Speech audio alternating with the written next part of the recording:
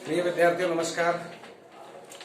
आज हम कक्षा 11 अनिवार्य हिंदी में संकलित पाठ गूंगे पढ़ने जा रहे हैं, जिसके लेखक है रांगे राघव जी। इनका जन्म सन 1923 ईस्वी और मृत्यु सन 1962 ईस्वी में।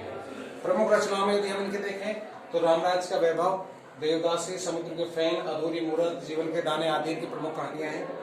और इस गूंगे पाठ में यानी प्रस्तुत गूंगे पाठ के माध्यम से दिव्यांगों के प्रति समाज में व्याप्त संवेदनहीनता को रेखांकित किया गया है।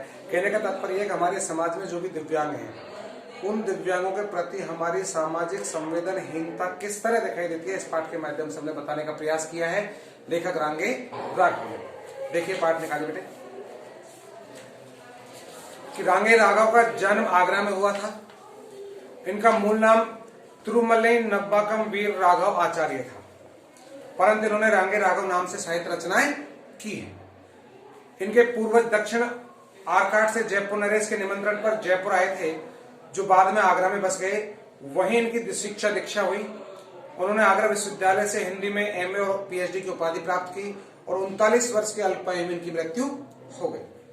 रांगे राघव के साहित्य को विविध विधाओं में रचना की है, जिसमें कहानी, उपन्यास, कविता और आलोचनाएं मुख्य हैं। इसकी रचनाएं आपने अभी पढ़ी थी। इनमें सन 1961 में राजस्थान साहित्य अकादमी से इनकी साहित्य सेवा के लिए उन्हें पुरस्कृत किया गया। उनकी रचनाओं का संग्रह 10 खंडों में यानी रांगे राघव ग्रंथावली के नाम से प्रकाशित हो चुका है। रांगे राघव ने 1936 में ही कहानियां लिखना शुरू की थी। उन्होंने 80 से अधिक कहानियां लिखी हैं। अपने कथा साहित्य में उन्होंने जीवन के विविध आयामों को रेखांकित किया है। इनकी कहानियों में समाज में शोषित पीड़ित मानव जीवन के यथार्थ का बहुत ही मार्मिक चित्रण हुआ है। उनकी कहानियां शोषण से मुक्ति का मार्ग भी हमको दिखाती हैं। सरल और प्रभावपूर्ण भाषा उनकी कहानियों की विशेषता है। पाठ्य पुस्तक में संकलित कहानी गूंगे में एक गूंगे किशोर के माध्यम से शोषित मानव की असहायता का चित्रण यहाँ किया गया है। कभी तो यह मूक भाव से यह अत्याचार सह लेता है और कभी विरोध में आक्रोश व्यक्त करता है ये गूंगा बच्चा जो है। तो लेखक ने विकलांगों के प्रति, मैं आपको बता रहा था, समाज में व्याप्त संवेदनहीनता को यहाँ पर रेखांकित किया गया है। साथ ही ये बताने की कोशिश भी की है कि उन्हें सामान्य मनुष्य की तरह मानना और समझना चाहिए, उनके साथ संवेदनशील व्यवहार करना चाहिए, ताकि वे इस दुनिया में अलग अलग न पढ़ने पाए। यानी हम दुनिया में देखेंगे विकलांगों के प्रति या दिव्यांगों के प्रति हमारा व्यवहार जो होता है वो संवेदनहीन होता है, तो उससे उनके दिमाग में ऐसी कोई भावना ना बैठे कि हमारे प्रति समाज में कोई हमारा कोई वर्चस्व नहीं है या हमें कोई समझता नहीं है, ऐसा भाव उनके अंदर नहीं होना चाहिए। कहानी के आरंभ में लेखक ने यह कहा कि समाज के जो लोग संवेदनहीन हैं वे भी गूंगे और बहरे हैं, क्योंकि उन अपने सामाजिक दायित्व के प्रति वे सचेत नहीं रहे। तो जो इन चीजों के प्रति उदासीनता बरतता है वो भी गूंगे और बहरे के समान ही है, लेकिन उनको ऐसा नहीं होना चाहिए। इस कहानी का उद्देश्य ही हमें ये बताता है। देखिए हम कहानी शुरू करते हैं कैसे। शकुंतला क्या नहीं जानती? कौन? शकुंतला कुछ नहीं जानती। क्यों साहब, क्या नहीं जानती? ऐसा क्या काम है जो वह नहीं कर सकती? वह उस गूंगे को नहीं बुला सकती? अच्छा बुला दिया तो? बुला दिया यानी बालिका ने एक बार कहने वाले की और द्वेष से देखा और चिल्ला उठी गूंगे, यानी बालिका जो बोली तो गूंगे शब्द उच्चारित नहीं हुआ, वो दूंदे शब्द कहकर उच्चारण किया। तो गूंगे ने नहीं सुना। तमाम स्त्रियां खिलखिला कर हंस पड़ी। बालिका ने मुंह छिपा लिया। जन्म से वज्र बहरा होने के कारण वह गूंगा है, यानी जो बालक गूंगे को उच्चारण करके बुलाया वो बालक जन्म से बहरा गूंगा है, सुनता नहीं। उसने अपने कानों पर हाथ रखकर इशारा किया। सब लोगों को उसमें दिलचस्पी पैदा हो गई, जैसे तोते को राम राम कहने सुनकर उसके प्रति हृदय में एक आनंद मिश्रित कुतूहल उत्पन्न हो जाता है। चमेली ने अंगुलियों से इंगित किया। फिर यानी चमेली जो औरत थी, उस औरत ने केवल उसको इशारे से ही ऐसे बुलाया और बुलाते ही गूंगा सीधा चला आया, जबकि उसको आवाज देने पर उसने कुछ नहीं सुना और कोई प्रतिक्रिया नहीं दी। मुंह के आगे इशारा करके गूंगे ने बताया कि भाग गई। कौन? फिर समझ में आया, जब छोटा ही था तब माँ जो घूंघट काटती थी छोड़ गई, क्योंकि बाप अर्थात बड़ी बड़ी मूछें मर गया था। यानी उस गूंगे ने बताया इशारा करके, माँ जो घूंघट करके ऐसे दिखाया वो थी, वो मुझे 2 साल पहले ही छोड़ के भग गई। अर्थात माता उसको छोड़ के चली गई। क्यों? तो उसने फिर इशारा किया बड़ी बड़ी मूछों वाला, वो मर गया। ऐसे इशारा किया उसने, अपने इशारों के माध्यम से समझा दिया, अर्थात वो मर गया इसलिए पिताजी के मरने के उपरांत माँ मुझे छोड़ करके कहीं दूसरी जगह भग गई है, उसने शादी कर ली जो भी कहीं दूसरी जगह, और फिर उसे पाला है किसने, यह तो समझ में नहीं आया, पर वो लोग मारते बहुत हैं। यानी जिस लोगों ने उस गूंगे को पाल पोस करके बड़ा किया, उसने कहा भाई किसी और ने पाला, किसने पाला, इस सारे में उसने बताना चाहा, लेकिन उस बात को वो समझ नहीं पाए, और अंत में वो ये भी कहता है भाई वो मुझे मारते बहुत है, अर्थात खुद के मार मार के बताता है कि ऐसे मेरे को मारते हैं वो लोग। ऐसा हमारी समझ में आया। तो करुणा ने सबको घेर लिया, जो भी औरत उस गूंगे को देख रही थी और बाल बच्चे वहां थे, सबने देख लिया, उनके प्रति गूंगे के प्रति करुणा या दया का भाव पैदा हो गया। वह बोलने की कितनी जबरदस्त कोशिश करता है, लेकिन नतीजा कुछ नहीं, केवल कर्कश काय काय का ढेर। यानी वो बोलने का प्रयास करता है लेकिन कोई आवाज उसकी नहीं निकलती। अस्फुट ध्वनियों का वमन, जैसे आदिम मानव अपनी भाषा बनाने में जी जान से लड़ रहा हो, ऐसे ही कोशिश करता है वो बोलने की, लेकिन उसकी कोई आवाज नहीं निकल पाती। चमेली ने अपने पहली बार अनुभव किया कि यदि गले में काकल तनिक ठीक नहीं हो तो मनुष्य क्या से क्या हो जाता है। काकल बोलते हैं इस कंठ को, यदि कंठ थोड़ा भी ठीक नहीं हो और आवाज ना निकले तो देखिए मनुष्य का क्या से क्या बन जाता है।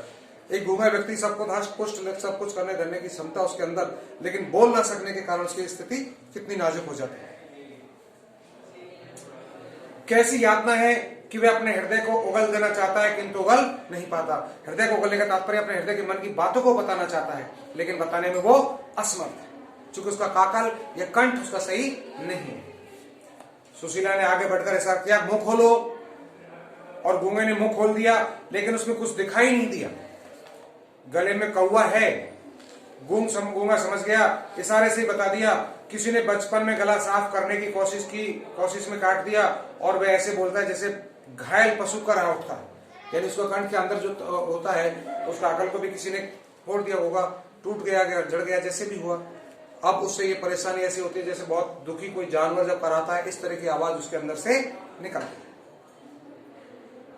शिकायत करता है जैसे कुत्ता चिल्ला रहा हो, और कभी कभी उसके स्वर में ज्वालामुखी के विस्फोट किसी भी भयानक थपेड़े मार उठती है। वह जानता है कि वह सुन नहीं सकता, और वह बता कर मुस्कुराता है, और वह जानता है कि उसकी बोली का कोई नहीं समझता, फिर भी बोलने का प्रयास करता है। सुशीला ने कहा, इशारे गजब के करता है, अकल बहुत तेज है। पूछा खाता क्या है, कहां से मिलता है, उससे पूछा तो इशारों में उसने सारे जवाब देता है कि वह यह कहानी ऐसी है जैसे सुनकर सब स्तब्ध बैठे। हलवाई के यहाँ रात भर लड्डू बनाए, कढ़ाई मांजी है, नौकरी की है, कपड़े धोए, सबके सारे हैं। यानी कोई भी काम करता है, हर काम के लिए वो सारे से समझा देता है कि ये काम मैंने ऐसे किया, हलवाई के गया, माँ मैंने कढ़ाई साफ की, मैंने लड्डू बांधे, इस तरह सारे में सारे चीज समझाने का प्रयास करता है। लेकिन गूंगे का स्वर चित्कार में परिणत हो गया, एकदम चिल्लाता है, कोई आवाज समझ में नहीं आती क्या कहना चाहता है।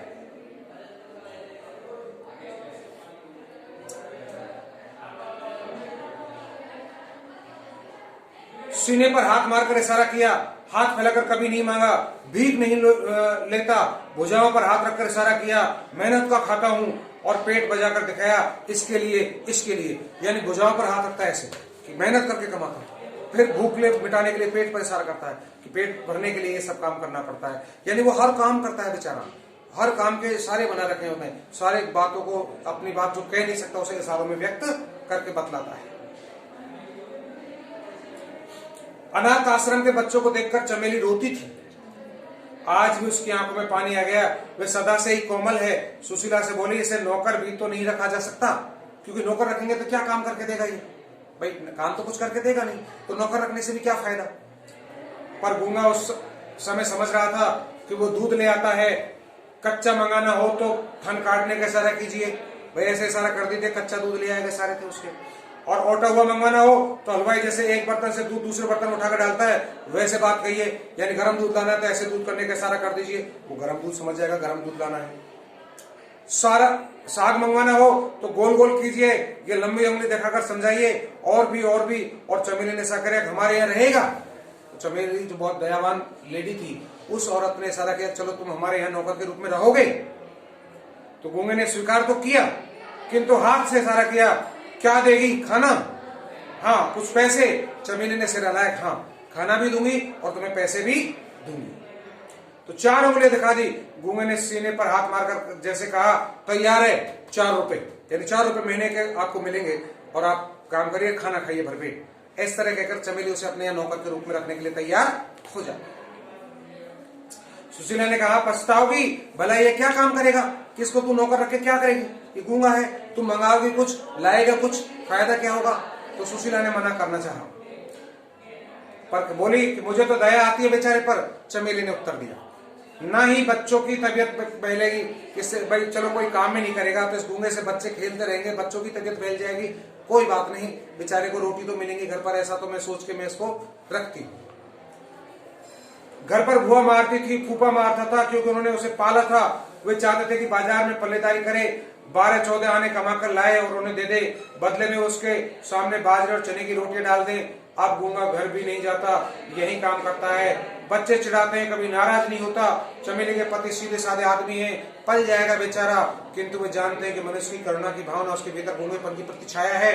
वह बहुत कुछ करना चाहता है किंतु कर नहीं पाता। इस तरह दिन बीत रहे हैं। यानी चमेली ने उसके अपने यहाँ नौकर के रूप में उसे रख लिया। हालांकि नौकर का तो एक बहाना था, केवल उसको जीवन दान देने के लिए, उसको भोजन के लिए अपने यहाँ रखा।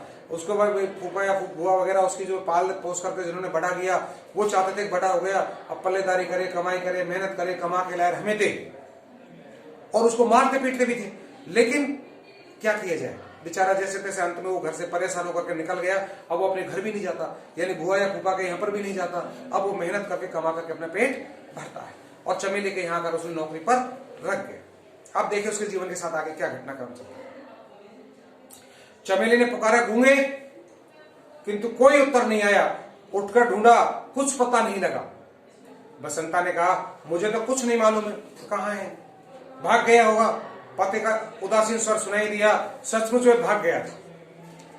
कुछ दिन रुका, एक दिन चला गया। कुछ भी समझ में नहीं आया, चुपचाप जाकर खाना पकाने लगी। क्यों भाग गया? नाली का कीड़ा, एक छत उठाकर सिर पर रख दी, फिर भी मन नहीं भरा। दुनिया हंसती है, हमारे घर का अजायब घर का नाम मिल गया है। किस लिए?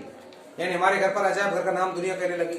गूंगे बहरे का घर हो गया, और हमने उसको क्या नहीं किया, कितनी उसकी दया की, उसके प्रति कितना खाना टाइम पर दिया, सब कुछ किया, लेकिन आज वो कुछ नहीं, फिर भी घर से छोड़ करके भाग गया। क्या करें ऐसे का जो है। तो चमेली को भी ये बहुत बुरा लगा, उसको अचानक भाग जाना। जब बच्चे और वह भी खाकर उठ गए तो चमेली बची रोटियां कटोरदान में रखकर उठने लगे। एक द्वार पर कोई छाया हिल उठी, वह गूंगा था। हाथ से इशारा किया कि भूखा हूं। आ गया पता नहीं कहां से घूम घाम के गूंगा, और इशारा किया मुझे भूख लगी है। बस काम तो करता नहीं भिखारी, फेंक दो उसकी और रोटियां। रोज से पीठ मोड़कर खड़ी हो गई चमेली, किंतु गूंगा खड़ा रहा, रोटियां छुई तक नहीं।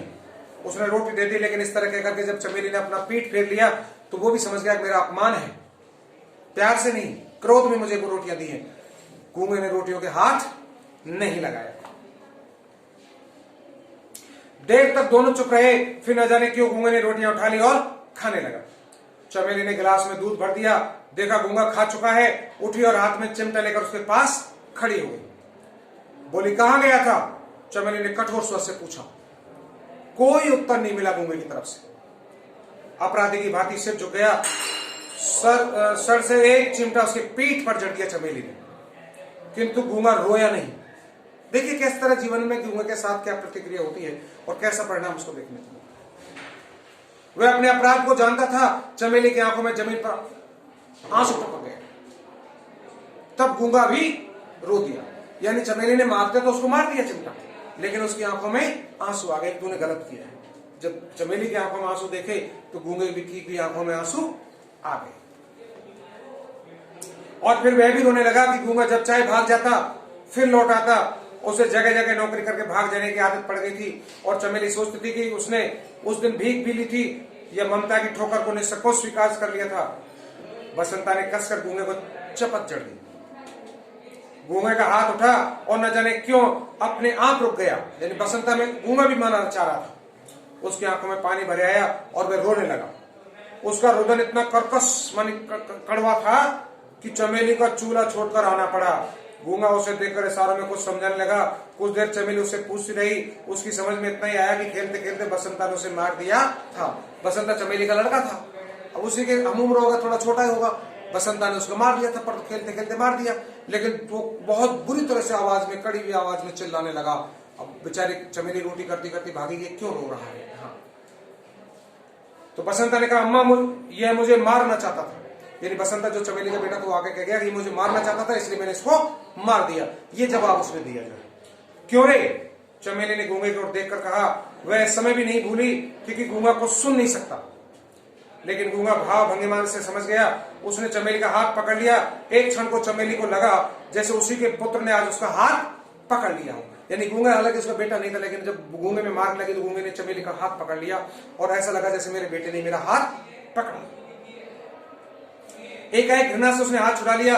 पुत्र के प्रति मंगल कामना से उसे ऐसा करने को मजबूर कर दिया था।